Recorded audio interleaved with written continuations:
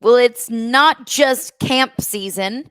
It's also recruiting season, not just for the LSU Tigers, but across college football. And I've got some good news about LSU for both of them. You are Locked On LSU, your daily podcast on the LSU Tigers. Part of the Locked On Podcast Network. Your team every day.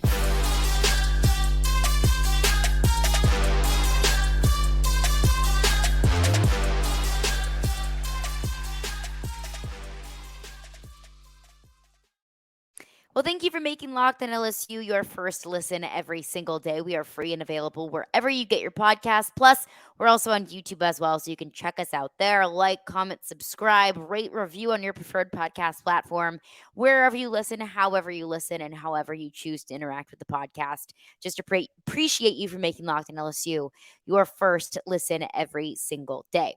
My name is Caroline Fenton, and I am your host, as I am every day. You can follow me on Twitter at Caroline Fenton1. And today's edition of Locked On LSU is brought to you by Bird Dogs.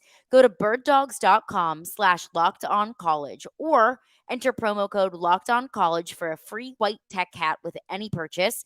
You do not want to take your Bird Dogs off, we promise you.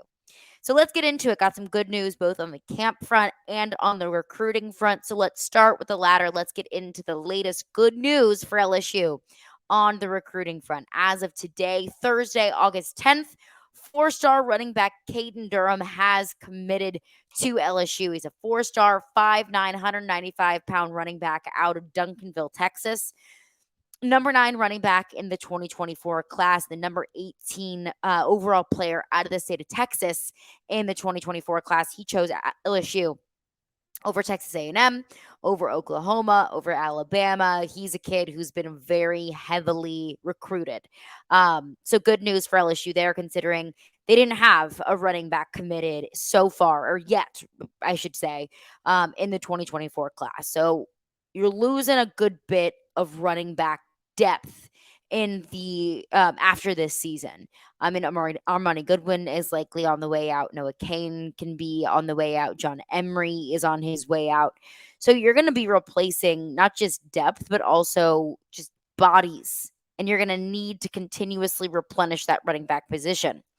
I don't know what the plan is going to be, because this season it seems like it's going to be a running back by committee kind of running back style, because that just fits the personnel. It's because LSU just has so much depth in the running back room. In 2024, so far, you don't have that as much. Logan Diggs will have another year for eligibility in 2024. Does he choose to exercise that? I don't know. But of course, you've got Trey Holly, who's a true freshman this season, coming in the 2023 class. So you have bodies. You're just losing a whole lot of your depth after this season. So adding Caden Durham is a very positive thing, because not only are you getting a good player, and you're getting a good player out of your footprint, you're also going to be replenishing a position that's losing depth in 2024. The other side of things, so you gain a recruit and you miss out on a recruit, because one player that we have talked a whole lot about on our podcast with Brian Smith, our Locked On official recruiting insider, Colin Simmons. He is a 5-star edge rusher out of the state of Texas, a top 5 player in the 2024 class, the top edge rusher in this class. It came down to Texas and LSU. Really, like this point last week even. So things change quickly in this industry. It was 50-50 Texas and LSU. Miami entered the fold as well. But then Texas just kind of continued to gain even more and more ground. It was also reported on 24/7 Sports that his mom loved Texas. So once you get the moms involved, once you get the families involved, it becomes an even more difficult sell.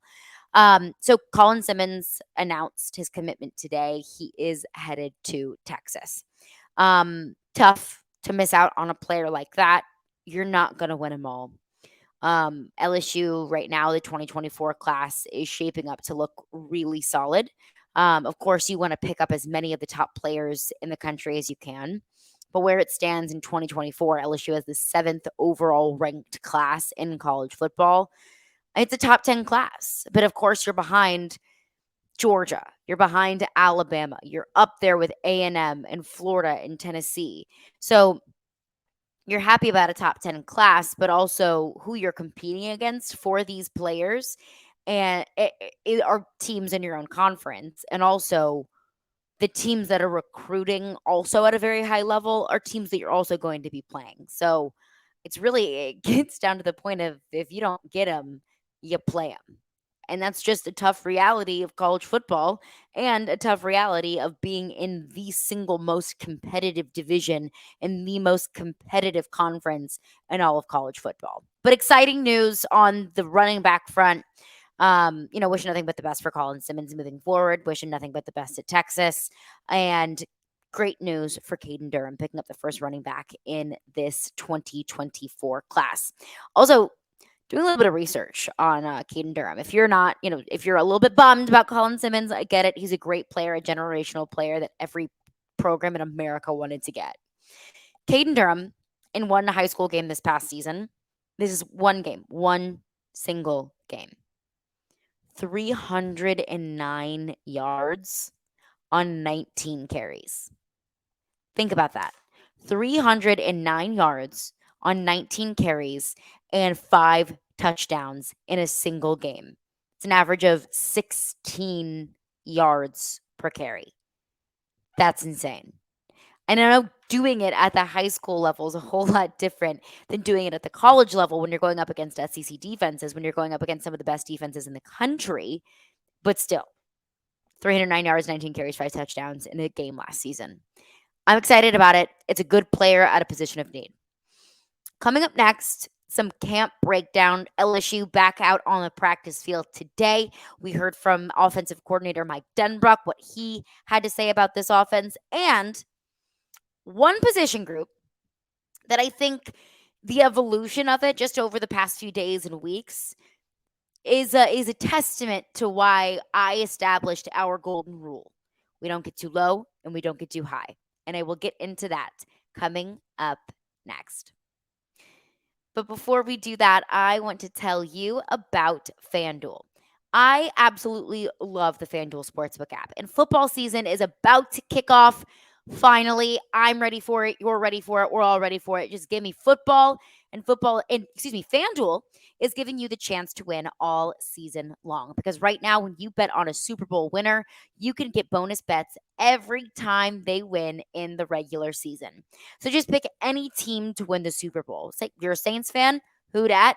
Put some money on the Saints to win the Super Bowl, and you'll get bonus bets for every game that the Saints win. And you can use those bonus bets all throughout the rest of the season. You can use them on spreads, on player props, on over-unders, and so much more. FanDuel has so much to offer. So visit FanDuel.com/lockedon and start earning bonus bets with America's #1 sportsbook. That's FanDuel.com/lockedon. Well, thanks again for making Locked On LSU your first listen every single day. Every Dayers coming up tomorrow on the podcast. We'll continue with our camp coverage, some of the takeaways, some of the exciting things that are going down on the practice field. But camp today on Thursday. Apparently, and also, let me say this. I always like to remind people I don't live in Baton Rouge. I live in Nashville. I'm not able to make it out for practice. So I rely very heavily on all of the great reporting for the very hardworking individuals that do cover the team. Whether that's Wilson Alexander at The Advocate, whether that's Zach Nagy of SI.com, whether that's Dylan Sanders, friend of the podcast of Go 24/7, whether that's Glenn West, or whether that's, Matt Moscona, T-Bob, Jacob Hester, any of the wonderful people that cover the team with their boots on the ground in Baton Rouge. I appreciate all of their coverage. I read up on all of the coverage, and I promised you that I'm not going to just simply regurgitate the information that is being reported by those individual reporters. I will ingest as much content as I can get, and I will give you my takes on them, my individual takes that you are not going to find anywhere else. That's what I promise to offer all of you. But today, based off of all of my research and my notes that I have taken from those wonderful reporters who have worked very diligently all throughout training camp, and I know will continue to do so, is today the defense kicks some butt. And the defense as a whole, we expect good things from the front seven, from those linebackers, from a Harold Perkins, from Omar Spates, who continues to kick butt in camp. from Mason Smith. We expect good things from that front seven. One area of concern so far, up until now in camp, and really, I guess it still is an area of concern, it has been the secondary. I mean, this is the second year in a row that Matt House, Brian Kelly, and this entire recruiting staff has had to go to the transfer portal to basically entirely rebuild the entire secondary. So you're picking up pieces from all across college football, whether it be Isaiah Alexander from Southeastern or a Duce Chestnut from Syracuse, a Denver Harris from Texas A&M. It's not easy to just pick up all of those pieces that have college football experience in different defensive systems and bring them together and make all of these different puzzle pieces fit in a completely different picture. So any concerns about the secondary are fair, honestly. And there were also a whole lot more concerns about the secondary following the first couple of days of practice, where in one-on-ones, weren't wearing pads. The secondary was frankly getting cooked. But Brian Kelly reminded all of us that it's just one day and that there are so many other factors that play in to where they were at that time. This was Brian Kelly. This was last week after one of the first few days of camp. Coach, during the one-on-one drills on the indoor, looked like the receivers are really getting the better of the secondary, I guess. Just what do you see as far as that battle? Is that typical for one-on-one drills? Because there's no pass rush. And really, it's a really good takeoff question for us to really kind of, when we observe these drills, we talk to the defensive backs about the deficit that they have in this particular drill so they don't get frustrated because there is no pass rush. There is no clock, right? They're playing man-to-man on a field that's 53 1/3 by 120, right? They have the whole field, and the receiver can do whatever he wants out there. So it's so important that they understand that the drill is really about their technique. It's not about a winner or a loser in that drill. So it's so important that technique is at the front of their mindset when they go into that drill. So we're really looking at that more than anything else. And the first couple of drill reps, we had safeties that had their eyes on the quarterback. You certainly can't do that in a one-on-one drill. It becomes a man-to-man drill. And so you're teaching that along the way. So the observations are right, but in the way you have to look at it is a slanted drill for the offense, and it's really built on the technique for the defense. So, how the tables have turned, that we have gone from what Brian Kelly had to say about that a couple weeks ago at the beginning of camp when we were concerned about the secondary, when honestly the DBs were just getting cooked by the receivers. How the tables have turned from then until now, this evaluation of the corners. The cornerback position with guys like Ashton Stamps, LaTerrence Welsh getting reps, Duce Chestnut. Just what have you seen from all of them as you continue to evaluate? Yeah, I think I see what you guys see. I mean, I think that, Duce is a guy that's got a lot of football, Power 5 football. He's played a lot of winning football. He's competitive, smart. And so you're getting a veteran player there. Obviously, he had the surgery, so we didn't see a lot of him in the spring. But, the things that really stood out for us in our evaluation was that he was a smart player, savvy, short tackler, and was always around the ball. And that's starting to kind of show itself here early on in camp. And, again, we're 5 days in, so I'm not ready to make any kind of bold statements, but he's making progress. LT is, I think he's built on, his spring performance. His spring game was outstanding. He's had a great summer, and he continues to get better each and every day. Ashton's a true freshman who put on, a lot of weight. I think many of you remember us recruiting him. He was a bit, I would say, underweight at the position for us, and we were excited about his competitiveness and his athleticism, but we challenged him to get after it in the weight room, and he certainly did in the off season and then this summer, and he looks the part. He's doing a really good job as a true freshman. So we've gone from, hey, promise me, or believe me, rather, believe me, they're going to look better. Trust me. These are just drills that are better for the offense. We're just working on technique for the defense, to raving about 3 individual corners, one being Duce Chestnut. Now, Duce Chestnut, I feel like kind of was an underrated pickup in the transfer portal, because I know that you don't necessarily think about Syracuse being DBU. You don't necessarily think about Syracuse being the kind of school that pumps out any sort of super elite talent, much less elite talent at the cornerback position. But what this cornerback room needed was really experience and veteran players. And Duce Chestnut has 2 full 12-game seasons under his belt. I mean, he started every single game as a freshman at Syracuse and then again in his sophomore year. So and he was all ACC in those years. I mean, Duce Chestnut is a good player who brings experience and expertise into a rather young and inexperienced cornerback room. He also mentioned, Brian Kelly mentions LT, he means LaTerrence Welch, who is the only returning scholarship player from last year's team to this year's team at the cornerback position. Had a great spring game, saw some action last year in his true freshman season, but again, as a true freshman, didn't really see the field a ton. But I'm sure is poised and ready to have a breakout year this year. And when I say breakout, I don't mean he necessarily needs to be an All-American, but is ready to prove himself, ready to show this coaching staff, like, hey, I can be a go-to guy at this position. And then finally, Ashton Stamps, true freshman in the 2023 class, a 3-star corner out of New Orleans, played at Rummel in high school. So really encouraging and exciting to hear praise for 3 guys that honestly I didn't expect to get this kind of love at this point in camp.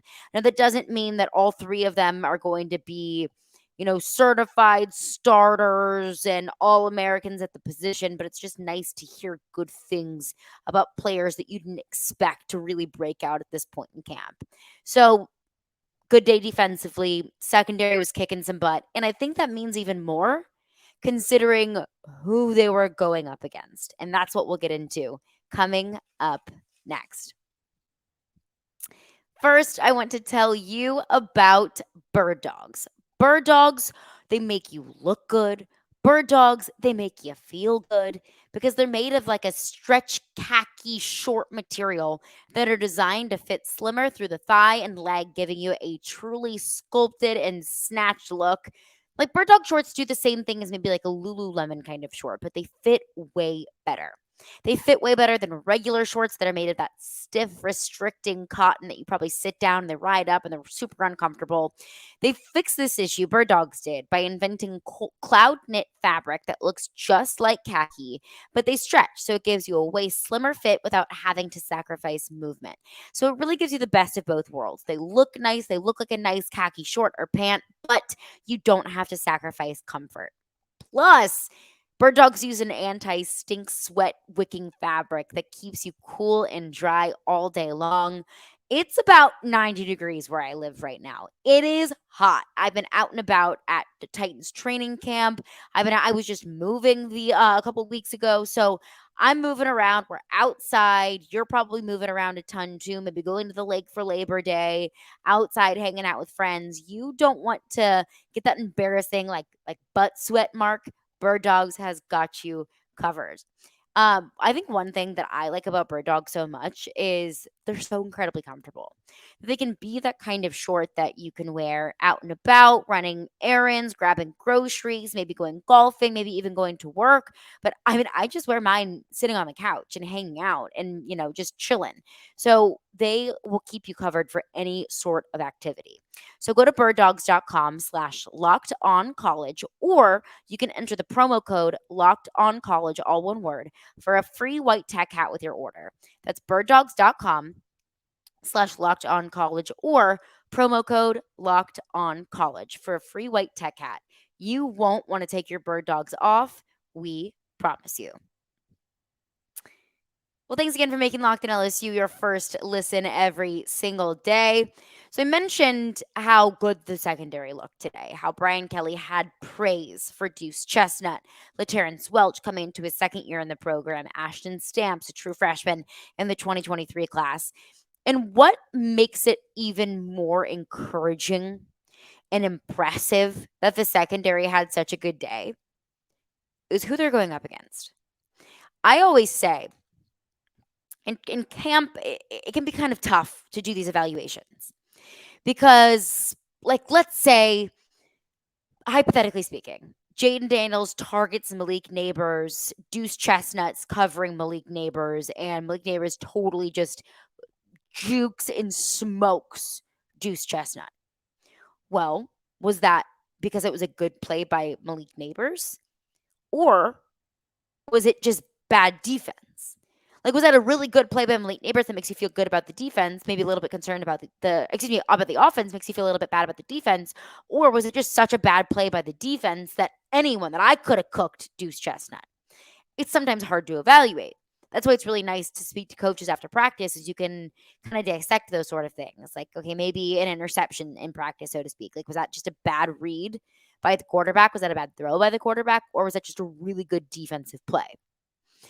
So I think it's encouraging about the defense, knowing how good the offense is and knowing who some of these DBs were going up against. DBs had a good day today. Good day for the secondary. It was also a really good day for Malik Neighbors. Everything that I've gathered from Malik Neighbors today, I was reading Zach Nagy's breakdown on SI.com. He called it a masterclass from Malik Neighbors today.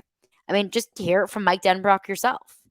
There's a guy that, Malik, I have a lot of respect for on a number of different levels, but mostly because he comes to better his craft every single day. There's not a time where he doesn't have his complete attention on getting better at what he does on the practice field. And, people like that, you just naturally kind of, move towards. I mean, he is somebody that is a good example for especially the younger players in our program to watch, to emulate on how to show up every day, how to put yourself in a position where you can improve at the skills necessary, and really look forward to continuing to develop Malik as Malik develops Malik, because that's his mindset, and helping those other guys come along as well. A couple of things there. I think there's so much of Malik Neighbors' success, his individual success, that the team's success relies on. I mean, this passing game, if LSU wants to realize what our expectations and what national expectations are for this team, the passing game is going to have to evolve, which means Jaden Daniels is going to have to evolve and take steps forward. It means that the offensive line is going to have to evolve and take steps forward. It also means that the pass catchers, the pass catching core, is going to have to take steps forward. And that really lies a lot in Malik Neighbors. And yeah, you want to see more from Brian Thomas. You want to see more from Kyron Lacey. You want to see Lynn and Ibieta stay healthy and be able to contribute to this offense. The tight ends are part of this as well. You want to see Mason Taylor take that next step forward. And what I've heard from today is that Mason Taylor, his blocking ability has really started to move forward. So that's great. We know that he can catch passes, but that's half of his job as a tight end. You got to block. So that's encouraging to hear. But this entire pass catching core is going to have to evolve with Jaden Daniels and with this offensive line. And it sounds like Malik Neighbors is picking up where he left off this past season. And I mean, Malik Neighbors really came onto the scene. I'll be guilty of it. Like, I didn't expect Malik Neighbors to be what he was this past season. I was looking at Kayshon Boutte. It was the Kayshon Boutte story this time last year. Malik Neighbors comes onto the scene, and it was such a pleasant surprise, I'm sure, for the LSU football team as a whole, and really all of us as fans. So that's what he's going to have to continue to do, is build on what he did last year. The second thing is being a positive influence and leader in that wide receiver room. I mean, you got some young guys in that room. You've got Shelton Sampson, who was a huge pickup in the 2023 class. You've got And the rest of the 2023 class, you've got Jaylen Brown out of Miami, another 4-star receiver. I mean, you've got young guys that I expect to be big parts of this offense, if not this year, then next year and in the future. Having a veteran in the room to learn from and to kind of, learn from osmosis just by watching him, his work ethic, the way that he shows up every day, the way that he runs onto the field, the way that he's able to brush off a bad play and turn around to make a good play. I think that's really important. So Malik Neighbors and his contribution on the field and his contribution to this receiver room on and off the field, it's really encouraging and exciting to hear that and to see that from Malik Neighbors himself, and really encouraging to see a Malik Neighbors that has looked so good so far in camp and looked so good today going up against a secondary that also stood out today as well. I will remind everyone of the golden rule. We don't get too high or too low on one single day of practice, but we'll pick up on trends as we start to stack practices on top of practices on top of practices. And that's one trend as we stack practice on top of practice on top of practice is Malik Neighbors has been consistently good so far in camp. Malik Neighbors has been consistently one of Jaden Daniels' favorite targets throughout camp.